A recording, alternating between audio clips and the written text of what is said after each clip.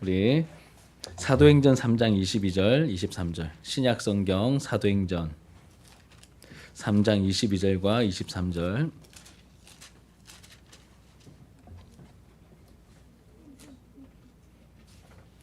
신약 성경 192페이지. 사도행전 3장 22절과 23절. 다 찾았나요, 여러분?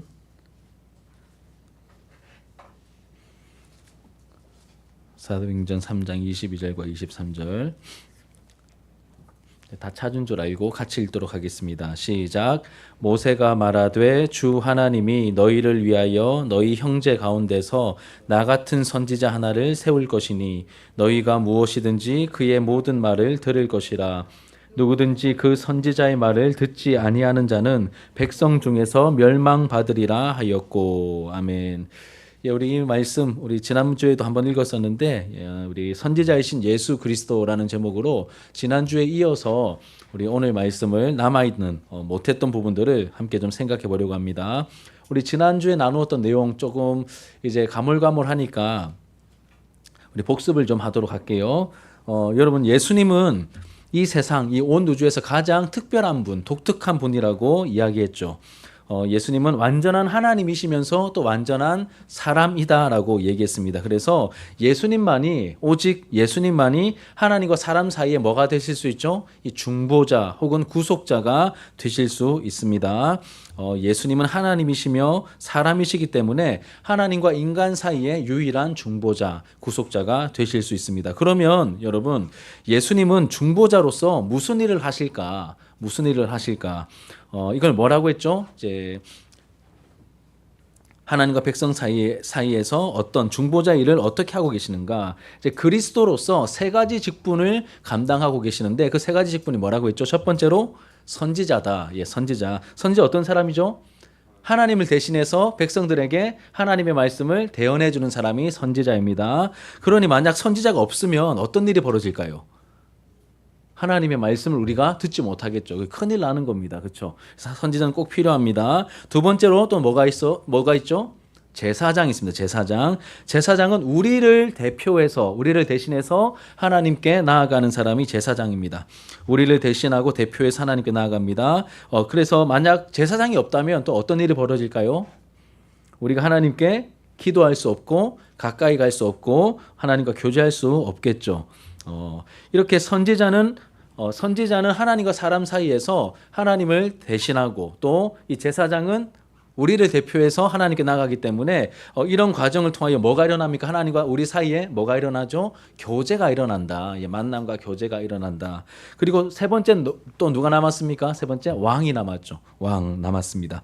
하나님을 대신해서 백성을 다스리기도 하고 또 백성을 대표해서 하나님 앞에 서기도 하는 존재가 바로 왕입니다. 모두 다 여러분 꼭 필요한 존재들.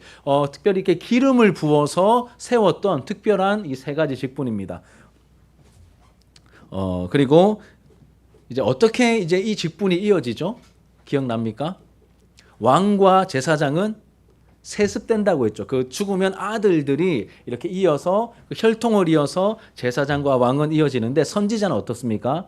그렇지 않고 하나님이 특별히 세우신 사람들이 선지자 그 직분을 특별히 행하게 되었죠. 그런데 이제 중요한 것은 이 세 가지 직분을 원래는 선지자는 선지자를 하고 또 제사장은 제사장을 하고 왕은 왕의 역할을 감당하게 됩니다. 그런데 물론 구약 시대에 제사장 출신의 선지자가 있긴 했지만 대부분은 이제 각각 한 사람이 한 역할을 감당했는데 이 세 가지 역할을 한꺼번에 그리고 영원히 완전히 행하실 수 있는 분이 역사 속에 나타나셨죠. 그분이 누굽니까? 그분이 바로 예수님이다. 그분이 예수 그리스도이십니다.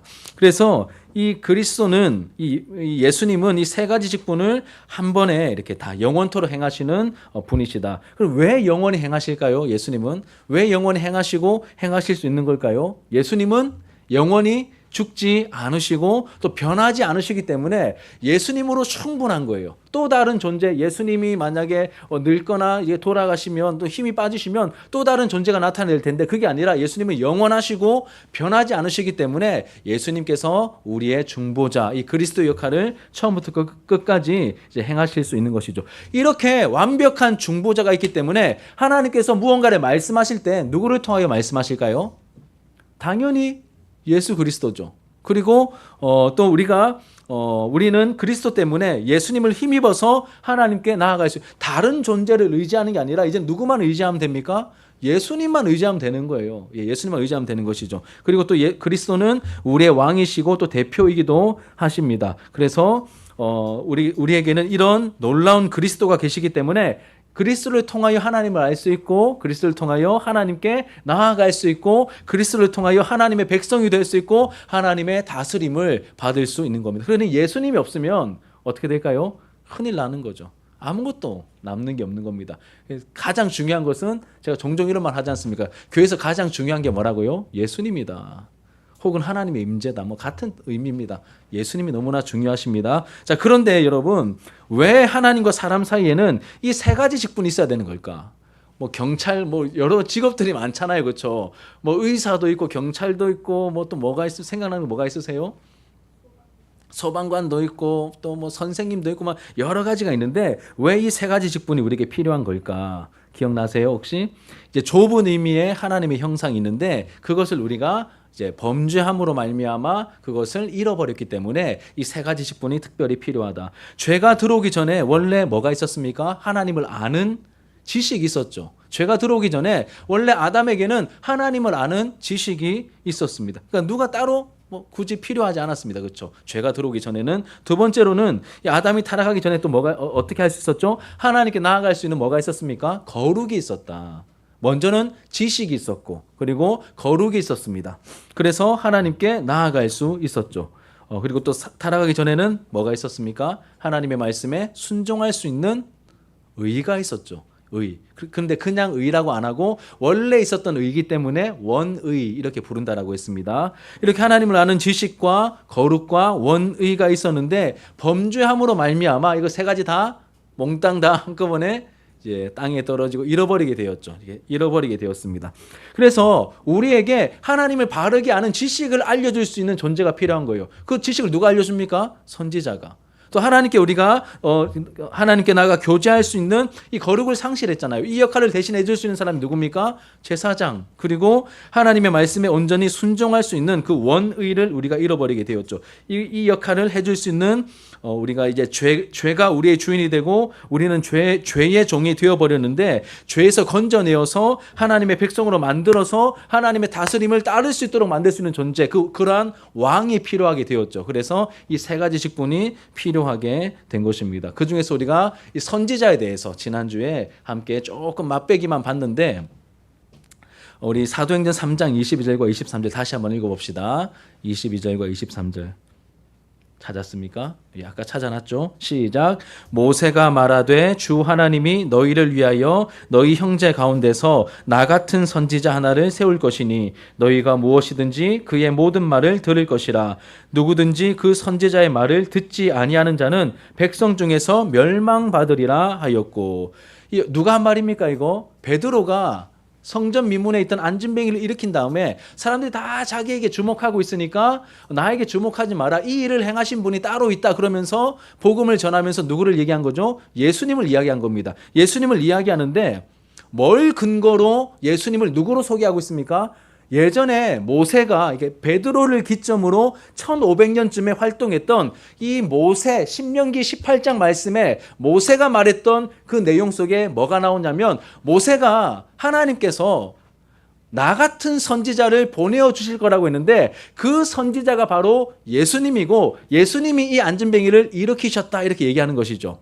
그리고 또 예수님께서도 살아 계실 때 이 공생의 사역 중에 스스로 또 선지자다라고 이렇게 이야기를 하셨죠. 제가 읽어드릴게요. 누가복음 13장 33절 지난주에 봤던 겁니다. 그러나 오늘과 내일과 모레는 내가 갈 길을 가야 하리니 선지자가 예루살렘 밖에서는 죽는 법이 없느니라. 선지자는 예루살렘에서 죽는 거다. 예루살렘에서 사역하는 거다. 그러다 해코지를 당해도 예루살렘에서 사역하는 거다. 이걸 예수님이 말씀하셨는데 스스로 선지자다라고 말씀하시면서 이걸 하셨죠. 그럼 정리하면 여러분, 정리합니다. 예수님이 하나님께서 보내시기로 약속하신 누굽니까? 바로 그 모세가 말했던, 예언했던 그 선지자가 누구라고요? 예수님이다. 모세가 예언했고 베드로가 확증했고 예수님 스스로 선언하셨죠. 우리는 예수님을 통해서 하나님의 말씀을 듣고 그분의 뜻을 알 수 있습니다. 그러니까 예수님이 없으면 안 되는 거예요. 예수님이 없으면 안 돼. 예수님이 없이는 하나님을 제대로 알 수 없는 거예요. 바른 지식을 가질 수 없다. 그래서 예수님은 너무나 필요하다. 하나님이 어떤 분이시며 우리 죄인들을 향한 하나님의 마음과 뜻이 어떤 건지 정확하게 알기 위해서는 누가 필요합니까? 예수님이 필요하다. 예수님이 말씀하신 그 메시지가 진리이기 때문에 예수님이 반드시 필요하다. 이게 지난주까지 우리가 함께 나누었던 내용입니다. 자, 그럼 오늘은 이 지난주에 이어서 남아있는 시간 동안에 오늘 다룰 내용은 뭐냐면, 그러면 여러분, 예수님은 하나님이 보내신 누구라고요? 선지자이신데 언제 어떻게 이 역할을 하고 계시는가 궁금하지 않으십니까? 안 궁금합니까? 그래도 조금 지난주보다는 좀 낫습니다. 조금 지난주보다는 조금 궁금해하는 눈빛이 몇 명 이렇게 비쳤어요. 자, 용기가 좀 생깁니다. 예수님께서 선지자이신데 얼마 동안 또 어떤 방식으로 이 선지자 사역을 하셨는가? 얼마 정도 예수님이 선지자 사역을 하셨을까요? 3년. 그래도 3년이라고 대답한 친구는 고민하는 친구야. 왜 3년일까요? 공생의 사역이 3년이기 때문에 3년 동안 제사장 사역을, 선지자 사역을 하신 것 같은데, 어떻게 보면 맞는 말 같은데 좀 더 성경을 자세히 살펴보면 사실 3년은 아닙니다. 이 3년이 하이라이트이긴 하지만 정답은 아닙니다. 이 땅에 오시는 순간부터 죽으시는 순간 그 전체가 사실은 선지자 사역을 하신 것인데 사실은 또 그 이상입니다. 3년인 줄 알았는데 전생애고 전생인 줄 알았는데 사실은 그 이상이다. 이제 이게 뭔 말인지 지금부터 간단하게 좀 설명을 해볼게요. 그걸 보여주는 게 소요리 문답 23문입니다. 같이 한번 읽읍시다. 여러분 주보를 보면 나와 있습니다. 주보 23문. 제가 질문할 테니 여러분 같이 답을 읽어주세요. 그리스도는 우리의 구속자로서 어떤 직분을 행하십니까?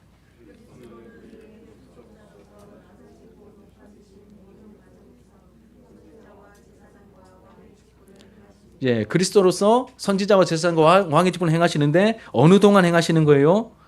구속자로서 낮아지고 높아지신 모든 과정에서, 이게 중요한 거예요. 낮아지고 높아지신 모든 과정에서 이 선지자와 제사장과 왕의 직분을 행하고 계십니다. 자, 예수님의 낮아지심은 뭘 말하는 걸까? 사람이 되어 이 땅에 오신 성육신 사건을 말하는 것이죠. 그리고 더 낮아지셨잖아. 어디까지 낮아지십니까?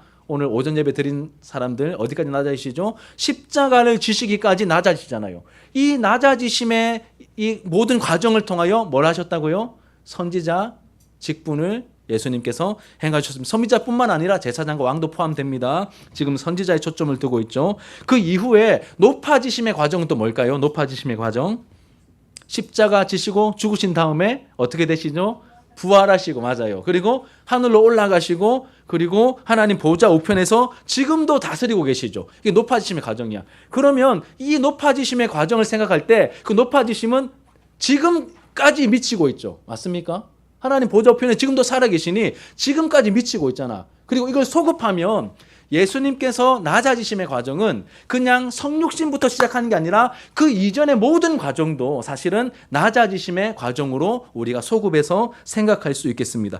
그러니 여러분, 넓게 보면, 좁게 보면 3년인 것 같았는데 조금 더 넓게 보면 전생애고, 그리고 더 넓게 보니까 뭡니까? 모든 역사 속에서 예수님은 이 선지자 사역을 하고 계시는 겁니다.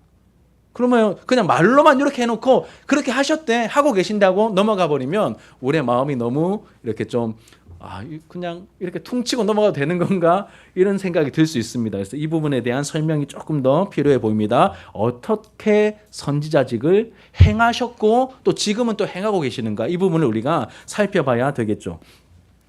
예수님께서는 이 구약 시대에는 누구를 통하여 선지자직을 행하셨을까요? 지금 이미 제가 답을 얘기했습니다. 누구를 통하여 선지자직을 행하셨을까요? 선지자들을 통하여 선지자직을 행하셨죠. 선지자들을 부르시고 꿈과 환상을 보여주기도 하시고 그 입에 말씀을 넣어주시고 성경을 기록하기도 하시고 메시지를 선포하기도 하시고 이 모든 일을 예수님께서 이 세상에 오시기 전에 예수님께서 행하신 선지자 사역이셨습니다. 누구를 통하여? 선지자들을 통하여 그 일들을 행하셨다는 것이죠. 이게 어떻게 가능할까요? 예수님은 2000년 전에 성탄절에 오셨다면서 그 이전에는 그럼 뭘까요? 예수님은 이 땅에 오시기 전에 영원 전부터 계셨죠. 예수님은 하나님이시기 때문에 다시 말해 사람이 되시기 전에도 삼위 하나님으로서 존재하고 계셨던 것입니다. 구약시대 모든 선지자는 예수님께서 선지자 사역을 하시는데 사용하신 통로다. 자, 정리합니다. 여러분, 이 부분 정리합시다. 구약시대의 모든 선지자는 예수님께서 선지자 사역을 하시는 뭐였다고요? 통로였다. 혹은 도구였다. 이렇게 우리가 이해할 수 있겠습니다. 같이 저를 한번 따라해 주시죠. 구약시대의 모든 선지자는, 자, 정신 차리고, 예. 자, 구약시대의 모든 선지자는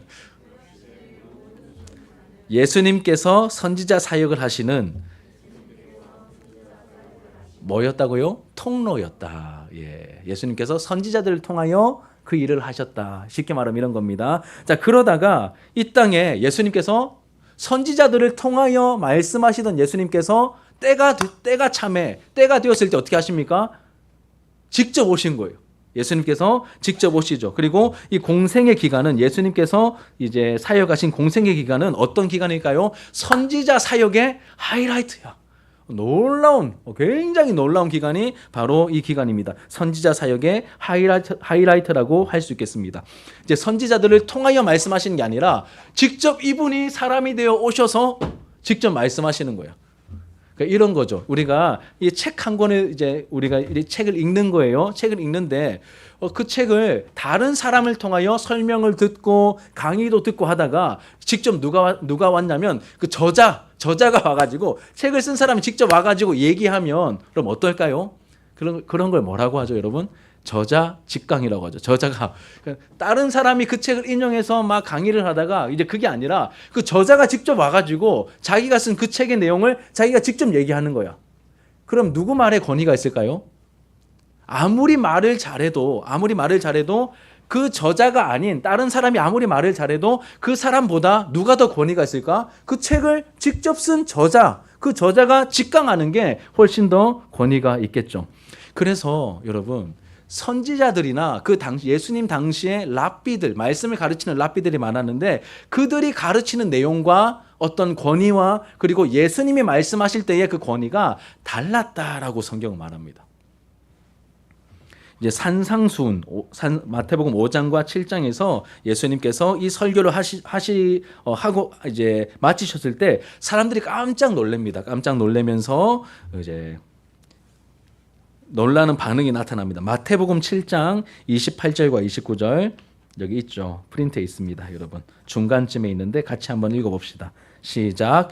예수께서 이 말씀을 마치심에 무리들이 그의 가르치심에 놀라니 이는 그 가르치시는 것이 권위 있는 자와 같고 그들의 서기관들과 같지 아니함일러라. 왜 다를까요? 예수님은 그러니까 여러분 그냥 강사가 아니라 예수님은 우리 식으로 하면 그냥 강사가 아니라 어떤 강사입니까? 저자 직강이죠. 저자가 직접 와서 직강하니까 권위가 다른 겁니다. 사람들 다 아는 거예요. 야, 이분은 뭐야? 누군데 하나님 말씀을 저토록 권위 있게 말씀하시는 거지? 마치 자기가 하나님인 것처럼 그렇게 얘기를 하시네. 이제 이런 걸 느끼는 거죠. 그게 예수님의 특별함이셨습니다. 예수님께서 직접 오셔서 하나님께서 나를 보내셨고 나에게 이렇게 하라고 말씀하셨다라고 이야기한다면 그 권위가 남다르겠죠. 그렇죠? 사람들이 그걸 느꼈다는 것입니다. 그리고 여러분 예수님께서 우리에게 하신 말씀은 뭘까요? 100% 변하지 않는 진리죠. 예수님 존재 자체가 진리인데 그 진리이신 예수님께서 말씀하시는 내용들도 다 뭘까요? 다 진리겠죠. 예수님이 말씀하신 내용 중에 요 일부는 한 50%는 진리고 한 50%는 진리 아니야. 이게 아니라 예수님이 하신 모든 말씀은 다 뭘까요? 100%다 진리인 것이죠. 그래서 예수님이 오셔서 말씀하시고 가르치신 내용이 너무 중요한 거예요. 예수님이 진리이신데 그분이 말씀하신 내용들도 다 진리이기 때문에 예수님이 가르치시고 말씀하신 내용이 너무너무 중요한 것이죠. 그래서 이 예수님과 관련된 내용을 담고 있는 예수님의 가르침과 예수님의 행적을 담고 있는 이 복음서가 하나만 있으면 될 것 같은데 하나가 아니라 몇 권이 있습니까? 4권이 있죠. 마태, 마가, 누가, 요한 4권이 있죠. 왜 그럴까요? 진리이신 예수님이 직접 행하시고 직접 말씀하신 내용을 담고 있기 때문에 너무 귀한 말씀인 거예요. 그래서 한 명이 아니라 무려 4명을 통하여서 이 예수님의 행적을, 예수님에 대한 목격담을, 예수님의 가르침을 기록해 놓은 것입니다. 이제 주님의 말씀은, 예수님의 말씀은 선지자 사역의 최고 정점, 최고봉에 있기 때문이죠. 그리고 여러분, 예수님의 말씀, 이 가르침뿐만 아니라 또 뭐도 중요할까? 예수님의 행동도 중요하겠죠. 예수님은 진짜 진정한 그리스도이실 뿐만 아니라 또 누구십니까? 하나님이시잖아. 그러니까 예수님의 말씀 자체가 하나님의 말씀인 거야. 뿐만 아니라 예수님이 하나님이시기 때문에 예수님의 행동은 또 누구의 행동일까요? 하나님의 행동입니다. 그래서 예수님께서 우리가 뭐 이렇게 쭉 이번 주에는 우리 오전 예배 들으신 분들 마가복음을 쭉 한번 이렇게 한 호흡에 한 번 이상 쭉 한번 읽어 보십시오. 그러면 예수님께서 때로는 죄인들을 향하여 죄를 사해 주십니다. 죄를 사해 주시는 선포와 함께 죄를 사해 주시는 행동을 하시죠. 그럼 우리가 뭘 알 수 있을까요? 예수님은 죄인들의 죄를 사해 주시려고 오셨구나. 이걸 알게 되겠죠. 너무 당연한 건데 그걸 알게 되는 겁니다. 누구를 통하여? 예수님의 행동을 통하여. 또 예수님께서 물 위를 걸으신 적도 있으시죠. 물 위를 걸으시는 그 예수님의 모습을 통하여서 예수님은 전능하셔서 이 천지 만물 가운데 못하실 일이 없으시구나, 이런 것도 우리가 자연스럽게 알 수 있겠죠. 또 병자들을 고쳐주시고 불쌍히 여기실 때는 이 비참함과 연약함 가운데 빠져있는 우리 인생들을 불쌍히 여기시고 그 문제를 해결해 주실 수 있는 하나님이시다. 이거를, 그런 하나님의 마음을 예수님의 행동을 통하여 우리가 알 수 있게 되는 겁니다. 또 이렇게 성전에서, 하나님의 집인 성전에서 막 사람들이 막 돈벌이에 눈 멀어가지고 막 장사하고 있을 때 예수님이 어떻게 하시죠? 그 상을 다 누가요? 예수님이, 하나님이신 예수님이 상을 엎으셔서 막 이렇게 채찍 만들어가지고 동물들 다 쫓아내시고 이런 과격한 행동도 하시거든요. 이러한 예수님의 행동을 볼 때 우리가 또 뭘 알 수 있죠? 불의에 대해 분노하시며 죄를 미워하시는 하나님이다. 이것을 우리가 알게 되고, 또 십자가 사건, 절정에 있는 그 하나님의 행동의 절정에 있는 그 십자가 사건을 통해서 우리가 뭘 알 수 있습니까? 우리를 향한 놀라운 하나님의 사랑을, 또 오늘 설교를 따지면 이렇게 표현하면 그 놀라운 하나님의 그 섬김의 모습을 우리가 깨닫게 되는 것이죠. 자, 여러분, 제가 왜 이렇게 좀 말씀드렸냐면, 하나님은 어떤 분일까요? 라고 물어봤을 때 사람들이 각자 그냥 자기 경험에 따라 이야기하는 경향이 있습니다. 그런데 그렇게 막연하게 내 생각대로 또 내 경험대로 하나님을 이야기할 것이 아니라 우리가 하나님을 무엇을 근거로 얘기해야 될까요? 성경을 근거로 얘기하는데, 성경 중에서도 무엇을 근거로 우리가 하나님을 얘기하면 가장 선명하고 분명할까요? 예수님의 말씀과 예수님의 그 행동을 보면서 왜냐하면 하나님의 메시지가 있었지만 이 예수님 시대에 유대인들은 하나님을 오해하고 있었거든. 자기들이 원하는 하나님의 모습을 그런 하나님이라고 생각하고 있었거든. 근데 그거를 예수님이 바로잡아 주시잖아요. 그러니 우리가 누구의 말씀과 누구의 행동을 보면 하나님을 가장 분명하게 이해할 수 있는 걸까? 예수님의 말씀과 예수님의 가르침과 예수님의 행동을 보면 우리가 하나님을 정확하게 바르게 알 수 있는 것입니다. 그래서 구약 시대에는 선지자들을 통하여 하나님의 메시지와 하나님의 마음을 알려주셨습니다. 이것은 마치 뭐와 같냐면 그림자와 같아. 그림자와 같았는데 예수님이 오신 거야. 하나님이 직접 사람이 되어 오셨습니다. 그럼 뭐가 나타난 거예요? 그 그림자의 실체가 나타난 거야. 그러니 여러분, 그림자를 보고 이해하는 게 좋을까요? 실체를 보고 이해하는 게 좋을까요? 당연히 실체죠. 그래서 이 그림자로부터 점점점 선명해지는 거야. 그래서 이거를 조금 어려운 말로 여러분 가로 채워야 됩니다. 계시의 점진성이라고 합니다. 계시의 점진성. 좀 어려운 말인데 또 들어놓으면 기억이 난다. 그래서 제가 초등학생들한테도 예전에 신인 동형 초등학생이 아니 중고등학생 때도 신인 동형론적 표현 기억납니까, 여러분? 하나님께서 사람의 눈높이에 맞추어서 자신을 표현하신 방식이 신인 동형론적 표현이다, 이런 말을 했었는데, 이와 비슷하게 하나님께서 하나님을 알리시는데 이게 점점 선명해지는 거야. 거기에 하이라이트가 누구라고요? 예수님이 직접 오셔서 공생의 사역하시면서 보여주신 그 행동과 메시지. 그래서 계시가 점점점 선명해지는 것이 계시의 점진성이다. 그래서 예수님께서 직접 이렇게 말씀하셨죠. 예수님이 하시는 말씀을 듣고 하시는 행동을 보는 그 눈과 귀가 복되도다. 너희들 지금 나를 보고 있는데 사실 이게 어마어마한 거다, 이렇게 말씀하시는 거예요. 실제로 그렇죠. 자, 그런데 예수님의 선지자 사역은 과거와 이 공생애 동안에만 포함된 것이 아닙니다. 이 공적인 예수님의 사역 이후에 십자가에서 죽으신 다음에 어떤 일이 벌어지죠? 예수님께서 부활하시고 승천하셔서 지금 하나님 보좌 우편에 계시는데, 그러면 부활 승천하신 예수님께서 하나님 보좌 우편에서 지금까지 한 2000년 정도 지났는데 그러면 지금까지 무엇을 하고 계실까요? 지금은 뭘 하고 계실까요? 지금은 어떤 방식으로 이 선지자 사역을, 제가 전 역사에 예수님께서 그리스도로서 특별히 선지자 사역을 하고 계시는데 지금은 예수님께서 어떻게 선지자 사역을 하고 계실까? 사실 이 부분이 가장 우리의 궁금증을 또 일으키는 영역이겠죠. 지금 직접 안 계시니까 직접 계시하시지도 않고 말씀하거나 행동하지도 않으시는데 어떻게 하시는 걸까? 그게 소요리 문답 24번입니다. 같이 한번 봅시다. 24번 제가 읽을게요. 여러분 답을 말해주세요. 그리스도는 선지자의 직분을 어떻게 행하십니까? 시작. 그리스도는 우리를 구원하려는 하나님의 뜻을 말씀과 성령으로 우리에게 나타내심으로 선지자의 직분을 행하십니다. 아멘.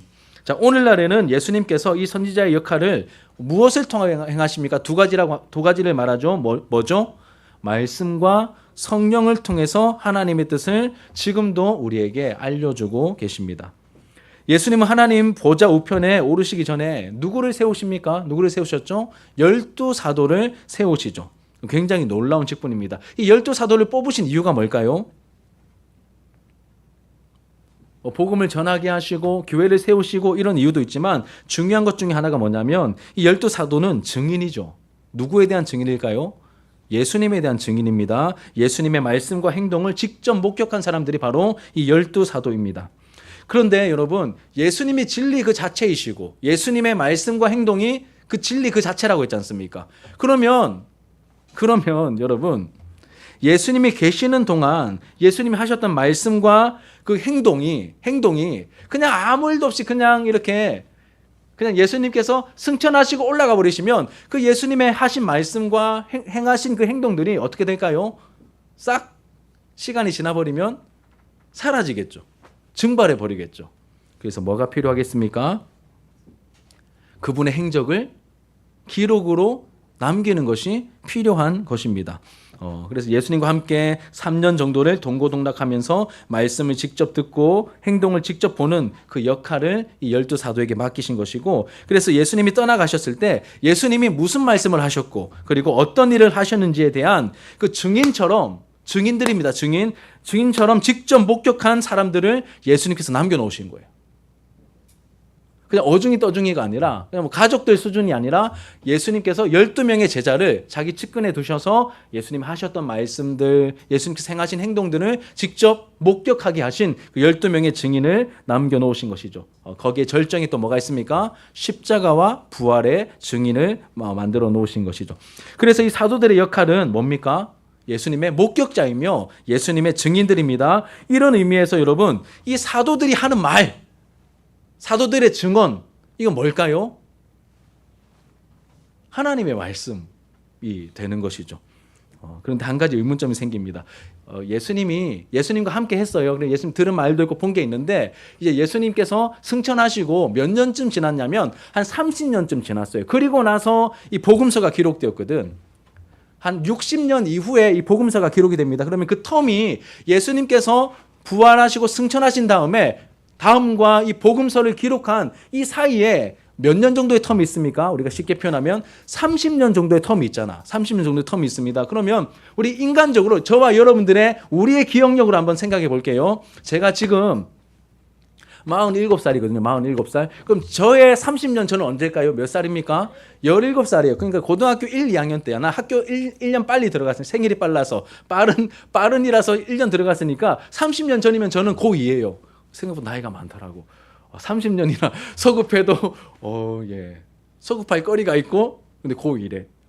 여하튼 그럼 30년 전의 기억을 제가 더듬으면서 뭔가를 기록해야 될 때 와, 생각해 보니까 친구들 이름도 생각 안 나요, 여러분. 앨범 안 보면 친구들 이름도 가물가물하다. 진짜 친한 베스트 프렌드 말고는 우리 반 52명 중에 52명도 맞는지 모르겠습니다. 야, 그러니까 여러분 사람의 기억력은 너무 보잘것없더라고. 이 설교를 준비하면서 30년 전의 기록을 내가 소급해서 뭔가를 기록하려고 하니까 대충 어렴풋이는 알겠는데 정확하게 기억이 안 나더라고요. 근데 여러분 진리가 토시 하나에 따라서 조사 하나에 따라서 의미가 확확 바뀌는데 이런 일이 생기면 여러분 우리가 그 진리를 신뢰할 수 있을까요? 못하겠죠. 그래서 그러니까 목격자들은 남겨두셨는데 이 목격자들이 예수님에 대한 기록을 정확하게 남기도록 하기 위해서 또 뭔가 도움이 필요하겠죠. 그래서 그 조치를 취해 주신 게 뭐냐면 바로 예수님께서 성령님을 보내주신 겁니다.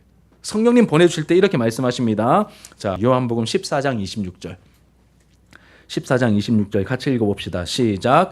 보혜사 곧 아버지께서 내 이름으로 보내실 성령 그가 너희에게 모든 것을 가르치고 내가 너희에게 말한 모든 것을 생각나게 하리라. 이런 성령님이 오셨기 때문에 정확한 기록이 가능했던 거야. 그러니까 인간적인 어떤 추정이나 어떤 이렇게 그런 걸로 한 게 아니라 성령께서 특별히 임하셔서 말씀을 기록하게 하실 때 간섭하신 거야. 이런 역사가 있었다는 것이죠. 성령님의 역할은 예수님이 하신 말씀을 기억나게 하고 오류가 없도록 지켜주시는 그 역할을 했다는 것을 우리가 알게 됩니다. 또 한 구절이 더 있어요. 요한복음 16장 13절과 14절 같이 읽어봅시다. 시작. 그러나 진리의 성령이 오시면 그가 너희를 모든 진리 가운데로 인도하시리니 그가 스스로 말하지 않고 오직 들은 것을 말하며 장래 일을 너희에게 알리시리라. 그가 내 영광을 나타내시리니 내 것을 가지고 너희에게 알리시리라. 아멘. 이거 그냥 여러분 신비롭게 읽지 마시고 이런 맥락 속에서 보시면 너무 간단한 메시지야. 예수님은 성령님이 오시면 새로운 것이나 새로운 계시를 말씀하지 않으실 거라고 말씀하시는 거예요. 누구의 말을 하신다고 합니까? 예수님께서 하셨던 말씀을 생각나게 해주셔서 예수님이 하신 말씀 말고 얘들아 이거는 예수님이 하신 말씀은 여기까지고 지금부터는 성령인 내가 말하는 거야. 이거 잘 듣고 잘 기록해. 이게 아니라 성령님은 처음부터 끝까지 누구의 말을? 예수님의 말을 생각나게 해주신 것입니다. 자, 예수님의 생각과 다른 어떤 것을 성령님이 새롭게 계시하지 않을 거라고 말씀하시는 거야. 처음부터 끝까지 철저하게 누구의 말요? 예수님의 말씀. 그래서 예수님께서는 사도들만 세우신 것이 아니라 성령님을 보내셔서 이 둘을 통하여 뭘 하고 계시는 거예요? 선지자의 일을 계속하고 계시는 거야. 그런데 이것도 아직까지 과거의 사건이죠. 과거의 일이죠. 그럼 성령님은 또 어떤 일들을 하실까? 오늘 이 성경을 읽는 우리에게도 성령님이 역사하고 계시는 거야. 우리에게는 감사하게도 뭐가 있습니까? 기록된 성경이 있고 또 우리에게도 예수님이 누굴 보내주셨죠? 성령님을 우리에게 보내주셨죠. 오늘 이 성경을 읽는 우리에게도 성령님이 역사하고 계시는데 어떻게 역사하시냐? 과거 사도들에게 예수님의 말씀을 기억나게 하시고 생각나게 하도록 지켜주셨던 것처럼 이 기록된 성경 말씀을 읽을 때 깨닫고 이해되게 하시는 분이 바로 성령님이십니다. 이 기록된 말씀을 읽을 때 깨달아지고 이해시켜 주시는 분이 바로 성령님이십니다. 자, 지금 하나님 보좌 우편에 계신 예수님께서 그리스도로서 이 선지자의 사역을 지금도 하고 계시는데 기록된 성경을 남겨주셨고 그리고 지금 어떻게 하신다고요? 성령님을 보내셔서 이 하나님의 말씀을 깨닫게 하시는 방식으로 하나님이 어떤 분이시며 또 우리를 향한 하나님의 뜻이 무엇인지 지금도 우리에게 말씀하고 계신다는 것이죠. 고린도전서 2장 12절 같이 읽어볼게요. 고린도전서 2장 12절 시작. 우리가 세상의 영을 받지 아니하고 오직 하나님으로부터 온 영을 받았으니 이는 우리로 하여금 하나님께서 은혜로 주신 것들을 알게 하려 하심이라. 우리가 세상의 영이 아니라 뭘 받았습니까? 하나님께로부터 온 영은 뭘까? 성령님을 말하는 거예요. 성령님을 받았는데 이 말씀은 여러분 예수님께서 사도들에게 하신 말씀이 아니라 사도 바울이 고린도 교회 성도들에게 해준 이야기예요. 성도들에게 해준 이야기입니다. 자, 편지를 받은 고린도 교회 성도들을 향한 이야기인데 우리가 하나님의 일을 깨달으려면 그 뜻을 깨달으려면 우리 인간의 지혜로 가능한 것이 아니라 하나님께서 보내주신 그 성령께서 하나님이 우리에게 은혜로 주신 것들을 깨달아 알게 해 주신다라고 말하고 있습니다. 자, 이제 거의 다 와갑니다. 여러분, 요한계시록, 성경의 마지막 책인 요한계시록 이후로 정경이 딱 완성된 이후로는 뭐가 없을까요? 직접 하나님께서 말씀하시는 직통계시는 없어요. 이걸 주장하시면 안 돼요, 여러분. 이걸 주장하면 이단이 되는 겁니다. 요한복음을 딱 요한계시록을 마치신 다음에는 왜냐하면 그 마지막 부분을 보면 더하지도 빼지도 말아라. 분명 말씀하셨는데 이젠 직통계시로 그렇게 또 다른 계시가 우리에게 주어지지 않습니다. 그래서 이건 조금 이따 얘기하고 직통계시로 말씀하지 않습니다. 그럼 어떻게 하실까요? 기록된 성경을 통하여 성령님이 깨닫게 해주심으로 그걸 뭐라고 하냐면 성령님의 조명이라고 합니다. 조명. 밝히 보여주심으로 우리에게 충분히 그러니까 마치 직접 말씀하시는 듯한 그런 감동으로 우리에게 깨달음을 주실 수 있어. 그래서 하나님의 음성을 들었다라고 표현을 하긴 하는데 조금 위험한 표현이고 하나님께서 성령께서 나에게 너무 밝히 조명해 주셔서 마치 너무 생생하게 나에게 깨달아줬어요. 이렇게 말씀하셔야지 직접 나에게 이렇게 말씀하셨어요. 이렇게 말씀하시면 안 돼요. 뭔지 의미는 알겠지만 굉장히 중요한 부분입니다. 여러분 여하튼 간에 이 기록된 말씀을 성령님이 깨닫게 해주시는 방법으로 지금도 선지자 사역을 예수님께서 하나님 보좌 우편에서 하고 계신다는 겁니다. 이 부분만 우리가 얘기하고 제가 마치도록 하겠습니다. 여기 물건 있잖아요. 이게 뭐예요? 컵이죠. 컵이 있는데 만약에 여기 불을 다 꺼버리면 빛이 하나도 없이 불을 완전히 싹 꺼버리면 이 컵이 보일까요? 안 보일까요? 그럼 이 컵을 보려면 얘들아 이 컵을 보려면 뭐가 필요할까? 빛이 필요하잖아. 그런데 이 빛을 이렇게 탁 켰는데 빛을 이렇게 비추었는데도 못 보는 사람들이 있어. 누가 못 보죠? 시각장애는 못 보는 거야. 그러니 우리가 이게 뭔지 인지하고 이걸 보려면 두 가지가 필요한 거야. 하나는 뭐가 필요합니까? 전체적으로 비추어지는 햇빛이든 뭐든 간에 빛이 필요하고 또 하나는 뭐가 필요할까요? 볼 수 있는 눈이 필요한 거야. 그 하나만 있으면 안 돼. 하나만 있으면 아니고 두 개가 다 있어야 우리가 이 사물을 뭔가를 파악할 수 있는 것이죠. 그러면 이 부분을 정리해 볼게요. 우리가 이 진리의 말씀을 깨닫기 위해서는 두 가지 빛이 필요한 거예요. 첫 번째는 뭐가 필요합니까? 전체적으로 비추어주는 빛이 필요한 거야. 그게 뭘까요? 성경이야. 이 성경은 하나님의 말씀은 그래서 성경에 보면 내 발의 등이요 내 길의 빛이니이다 이렇게 표현하고 있는 거예요. 성경이 빛이야. 전체적으로 비추는 빛입니다. 근데 전체적으로 비추고 있음에도 불구하고 여전히 못 보는 사람들 있잖아. 왜 못 볼까요? 왜 못 볼까요? 마음의 눈이 열리지 않았기 때문에 못 보는 거야. 그러면 우리의 마음의 눈을 열어주시는 분은 누굴까요? 그게 성령님의 조명이야.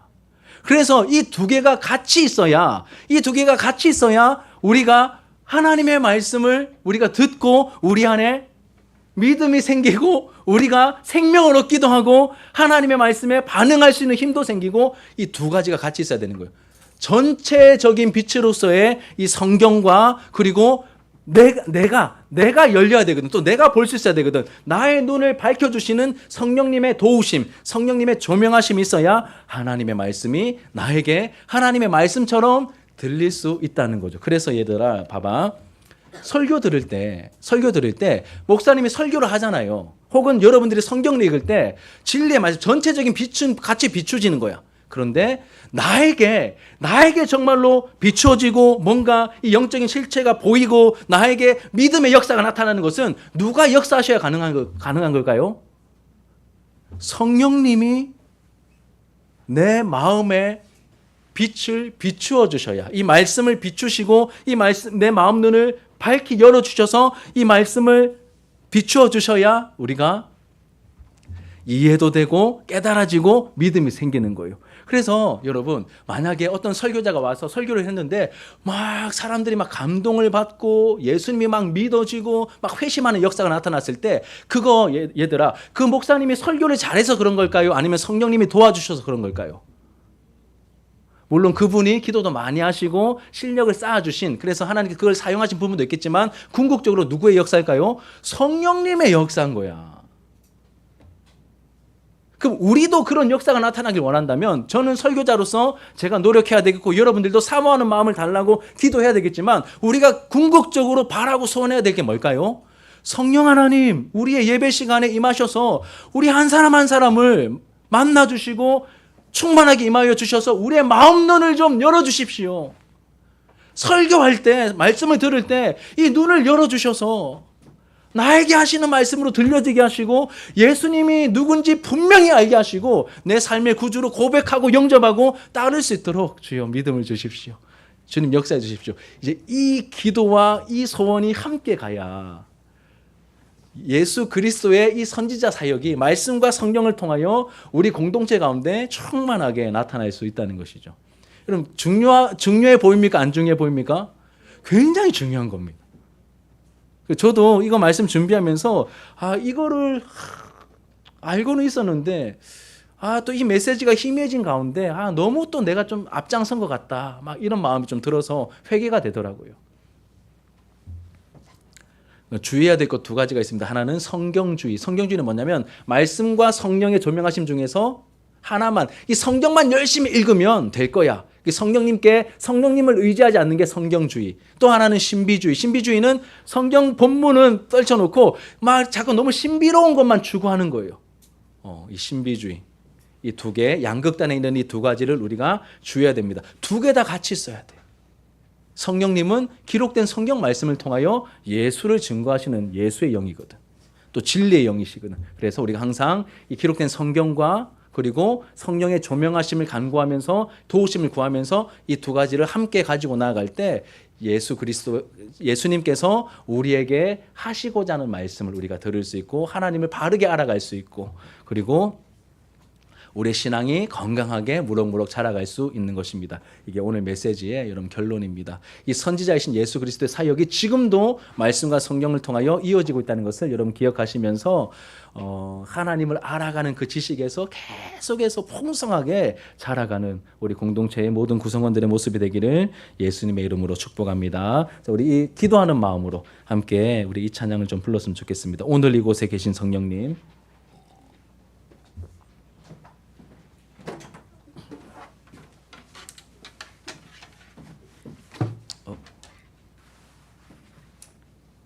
미안해요.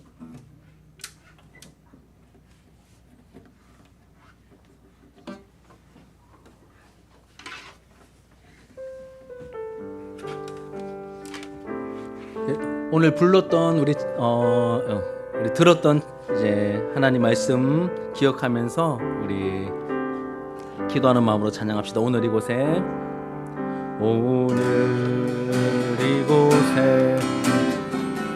신성령님 우리에게 말씀하시고 우리 가르치소서. 같이 우리 맘 열어주시고 주의 빛으로 밝혀 우리를 인도하소서. 오늘 이곳에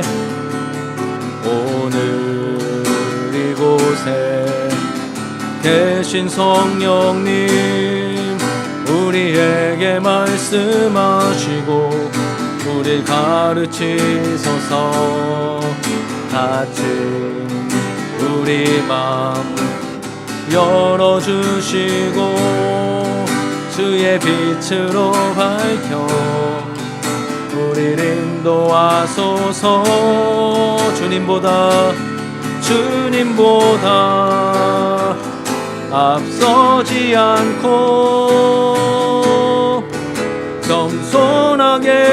주님의 말씀 기다리리. 주님 손에 우리 드립니다. 사랑으로 인도하소서. 주님보다 앞서지 않고 주님보다 앞서지 않고 겸손하게 주님의 말씀 기다리리. 주님 손에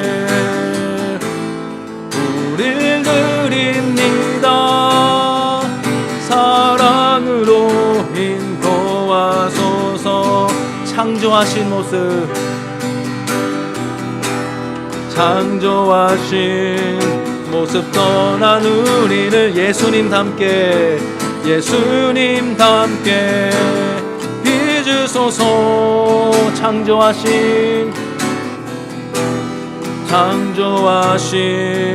모습 떠난 우리를 예수님 닮게 빚으소서.